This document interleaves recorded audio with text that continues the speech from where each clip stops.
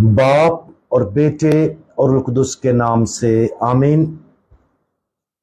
عزیز مومنین، آج ہم مقدس متی کی انجیل اس کا 19 باب اور 21 تا 22 آیات پر دھیان و گیان کریں گے، اور آج ہم کاملیت کے بارے میں جانیں گے کہ خداوند یسوع مسیح ہم سے کس طرح کی کاملیت چاہتے ہیں۔ تو آئیں آج کو اس کلام کے لیے، آج کی اس غور و فکر کے لیے اپنے آپ کو ہم تیار کریں۔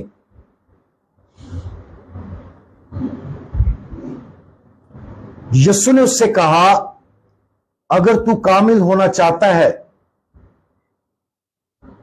تو جا اور اپنا سب کچھ بیچ ڈال اور غریبوں کو دے، تو تجھے آسمان پر خزانہ ملے گا، اور آ کر میرے پیچھے ہو لے۔ مگر وہ نوجوان یہ بات سن کر غمگین ہوا اور چلا گیا، کیونکہ اس کی بہت دولت تھی۔ آئیں آج ہم اس کلام پر دھیان و گیان کریں اور دیکھیں کہ خدا آج ہم سے کیا کہنا چاہتا ہے۔ عزیز مومنین، آپ نے یہ بہت دفعہ سنا ہے کہ یہ بات جو آج خداوند یسوع مسیح ایک نوجوان سے مخاطب ہو کر کہتے ہیں کہ اپنا سب کچھ بیچ ڈال اور غریبوں کو دے دے، ایسا کرنا حقیقت میں بہت مشکل دکھائی دیتا ہے، اور یہ ایسے ہی ہے کہ جیسے ایک اونٹ سوئی کے ناکے میں سے گزرے۔ آج ہم سمجھیں گے کہ یہ جو سوئی کا ناکا ہے یہ کس پہلو میں اور کس لحاظ سے کہا گیا ہے۔ ایک روایت کے مطابق سوئی کے ناکے سے مراد یروشلم کی دیوار میں ایک بڑے دروازے سے ہے۔ دن کے وقت یہ بڑا دروازہ کھلا رہتا تھا، جس کے اندر سے ایک اونٹ بھی آسانی کے ساتھ گزر سکتا تھا۔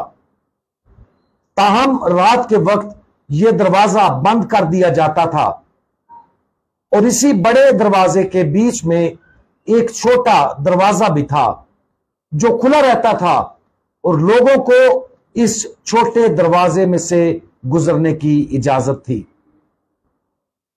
لیکن ایک اونٹ کے لیے اس چھوٹے سے دروازے سے گزرنا ناممکن تھا، تب تک جب تک کہ وہ اپنے گھٹنوں کے بل نیچے نہ بیٹھ جائے اور اس کا بوجھ اس کی کمر سے ہٹا نہ دیا جائے، اور پھر رینگ کر اس کے اندر سے چلا جائے۔ اس کہانی کا حوالہ دیتے ہوئے مقدس اینسلم کا کہنا ہے کہ امیر اس وقت تک اس تنگ راستے سے جو زندگی کی طرف لے جاتا ہے گزرنے کے قابل نہیں ہوتا، جب تک کہ وہ گناہ اور دولت کے بوجھ کو اتار نہیں دیتا، یعنی ان سے محبت کرنا چھوڑ نہیں دیتا۔ تو کیا یہ ممکن ہے کہ ایک اونٹ سوئی کے ناکے میں سے گزر جائے اور ایک دولت مند آسمان کی بادشاہی میں داخل ہو سکے؟ جی ہاں، لیکن ایک شرط کے تحت کہ اگر وہ صرف اپنے گھٹنوں کے بل ہو جائیں، خود کو عاجز کر لیں اور اپنی دولت کے سامان سے چھٹکارا پا لیں، تو وہ یقیناً سوئی کے ناکے میں سے گزر سکتے ہیں۔ ان لوگوں کے لیے جو واقعہ اس دنیا کی چیزوں سے مالا مال ہیں، انجیل مقدس کے اس حوالے کو پڑھنا اور اس پر غور کرنا مشکل ہو سکتا ہے۔ یہ حوالہ اس نوجوان کے متعلق ہے جو خداوند یسوع مسیح کے پاس آ کر پوچھتا ہے کہ وہ ابدی زندگی میں کیسے داخل ہو سکتا ہے۔ خداوند یسوع مسیح نے اس کو جواب دیا، تو جا اور اپنا سب کچھ بیچ ڈال اور غریبوں کو دے، تو تجھے آسمان پر خزانہ ملے گا۔ اس پر وہ امیر نوجوان اداس ہو کر چلا گیا، کیونکہ اسے اپنی دولت سے بہت پیار اور لگاؤ تھا۔ ताहम ऊपर बयान करदा खुदावंद यीशु मसीह की वजाहत हर उस शख्स को उम्मीद दिलाती है जो इस आला तवक्को के साथ जद्दोजहद करता है। खुद खुदावंद यीशु मसीह के शागिर्द भी उसकी इस बात पर हैरान और परेशान हुए, और इसलिए खुदावंद यीशु मसीह ने मजीद कहा कि ये आदमियों के नजदीक नामुमकिन है, लेकिन खुदा सब कुछ मुमकिन है। इसलिए इस हकीकत पर गौर फिक्र करना चाहिए और मानना चाहिए, क्योंकि हम सब इस दुनिया की मादी दौलत से हद से ज्यादा वाबस्ता रहने के लिए जद्दोजहद करते हैं। यह भी ख्याल रहे कि दौलत ना होने के बावजूद भी लोगों का दौलत से लगाव हो सकता है। दौलत ज्यादा होने की ख्वाहिश और लगाव को आज अपनी जिंदगियों से साफ करने और छुटकारा पाने की जरूरत है। इसके बरक्स यह भी मुमकिन है कि बहुत से लोग दौलत से माला माल हों, लेकिन उन्होंने अपने आप को इस दौलत के साथ नहीं जोड़ा, और यही रूह की गुर्बत का हुस्न है। लेकिन होशियार रहें कि यह ना समझें कि हमने इस मुबारकबादी को बहुत जल्द मुकम्मल कर लिया है।